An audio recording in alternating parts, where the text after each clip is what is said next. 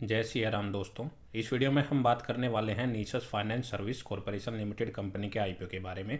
तो आज 4 दिसंबर से यह आईपीओ हमारा खुल चुका है।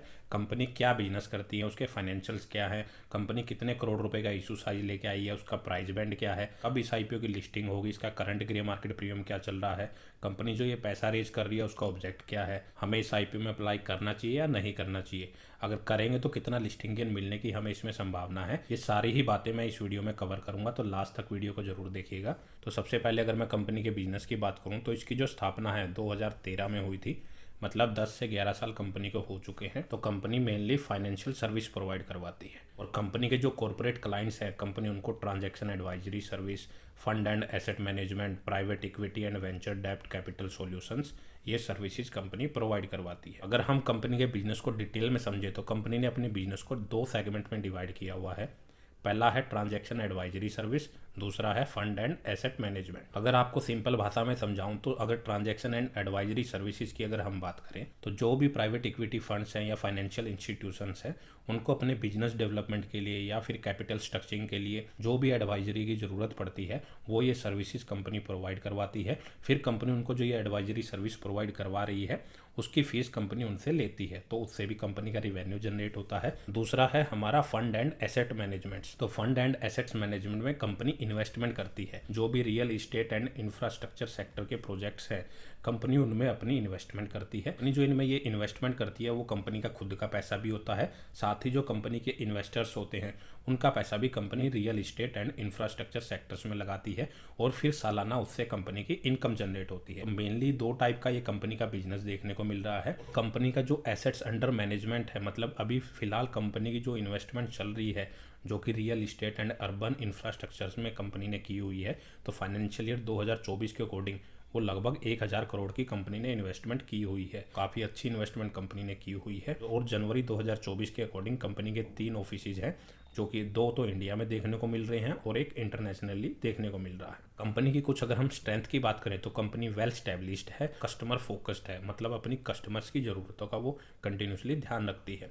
कंपनी का जो बिजनेस मॉडल है वो डाइवर्सिफाइड है, किसी एक पर्टिकुलर चीज़ के ऊपर या एक कंपनी के ऊपर वो डिपेंड नहीं है। उसके बाद जो भी मार्केट के जो भी चैलेंजेस होते हैं टाइम टू टाइम कंपनी अपने को अपडेट करती रहती है, मार्केट के नए नए चैलेंजेस के अकॉर्डिंग अपने आप को अपग्रेड करती रहती है। कंपनी की जो मैनेजमेंट टीम है वो काफ़ी स्ट्रॉन्ग मैनेजमेंट टीम है और वो काफ़ी लंबा व्यू लेके अपना चलते हैं, जिससे आने वाले टाइम में कंपनी काफ़ी अच्छी ग्रोथ कर सकती है। और कंपनी अपने बिजनेस को काफ़ी कंट्रोल करके चलती है और अपने जो रिस्क होते हैं कंपनी उनको पहले से ही मैनेज करके चलती है, ताकि आने वाले टाइम में अगर ऐसे कोई रिस्क आते हैं तो कंपनी उनके लिए तैयार रहती है, फिर अपने आप से उनको मैनेज कर सकती है। फिलहाल कंपनी में 24 एम्प्लॉय अभी काम कर रहे हैं। इसके बाद अगर हम कंपनी के फाइनेंशियल्स की बात करें तो यहाँ पे डाटा लाख में दिया गया है, मैं करोड़ में कन्वर्ट करके आपके साथ शेयर करूँगा। सबसे पहले कंपनी का अगर हम रिवेन्यू देखें तो 2022 में कंपनी का रिवेन्यू लगभग 7.5 करोड़ था, 23 में वो बढ़ के 11.5 करोड़, 2024 में कंपनी का रिवेन्यू बढ़ के लगभग 42 करोड़ रुपए के आसपास पहुंच चुका है।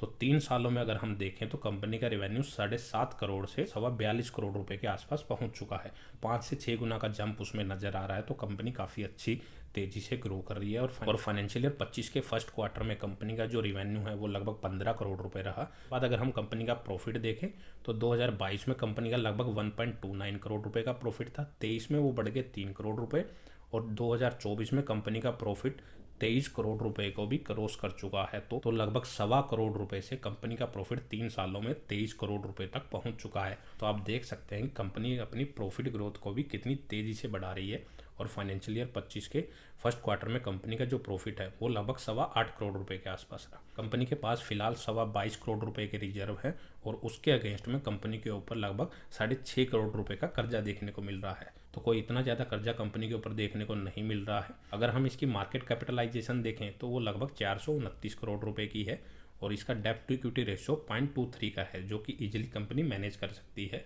इसके बाद अगर हम इसका पी रेशो देखें तो कंपनी लगभग 13 के मल्टीपल पी पे अपने आईपीओ को लेके आ रही है। तो फिलहाल इसका कंपटीटर अभी तक मार्केट में लिस्टेड नहीं है, वो भी कंपनी के लिए एक बेनिफिट की बात है। कंपनी ये मार्केट से पैसा रेज कर रही है, वो क्यों कर रही है, उसका ऑब्जेक्ट क्या है। कंपनी अपना एडिशनल फंड सेटअप करने जा रही है। जो भी उसको कंपनी को आने वाले टाइम में एडिशनली लाइसेंस की जरूरत पड़ती है अपने काम से रिलेटेड, वो लाइसेंस लेने में कंपनी अपने पैसे का यूज करेगी। और इसके साथ ही जो भी कंपनी के थर्ड पार्टी डिस्ट्रीब्यूटर या एजेंट्स हैं इंटरनेशनली और इंडिया में, उनकी जो पेमेंट्स के लिए जो भी फंड्स की रिक्वायरमेंट पड़ती है या फिर उनको अदर फंड्स की रिक्वायरमेंट पड़ती है, उसके लिए कंपनी इस पैसे का यूज करेगी। कंपनी की ही एसोसिएट कंपनी है निशस फिनकॉर्प प्राइवेट लिमिटेड, कंपनी उसमें अपनी इन्वेस्टमेंट करने जा रही है और जनरल कॉर्पोरेट पर्पज के लिए कंपनी इस पैसे का यूज कर सकती है। तो यह आईपीओ हमारा मेनली 4 दिसंबर से खुलेगा और 6 दिसंबर के दिन इसकी क्लोजिंग हो जाएगी।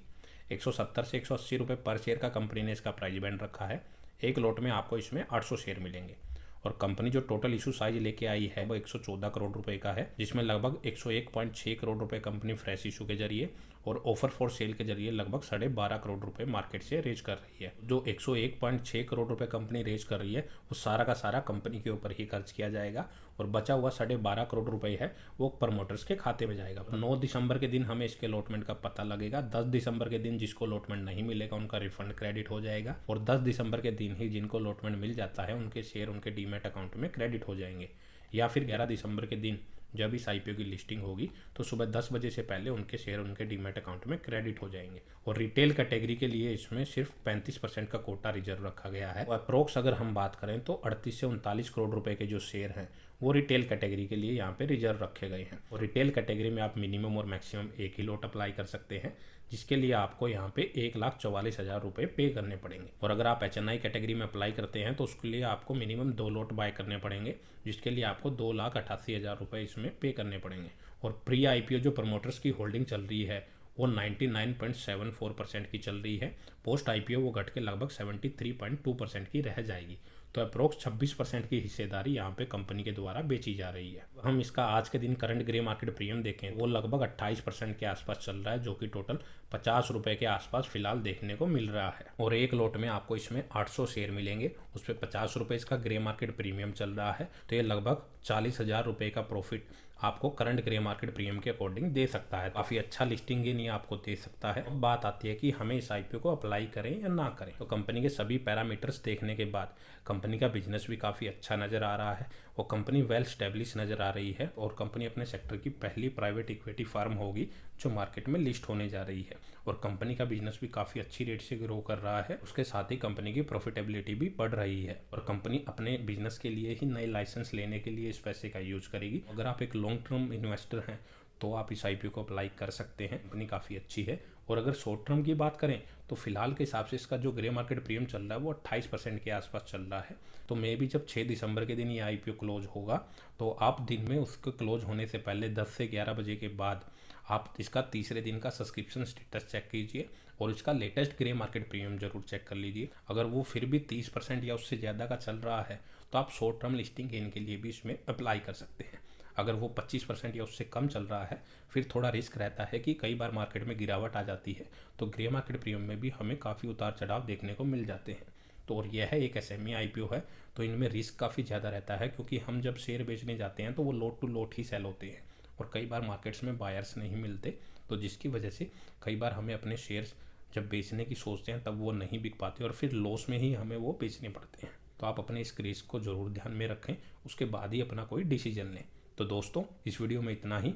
अगर आपको वीडियो अच्छी लगे तो वीडियो को लाइक करें और चैनल को सब्सक्राइब करना ना भूलें।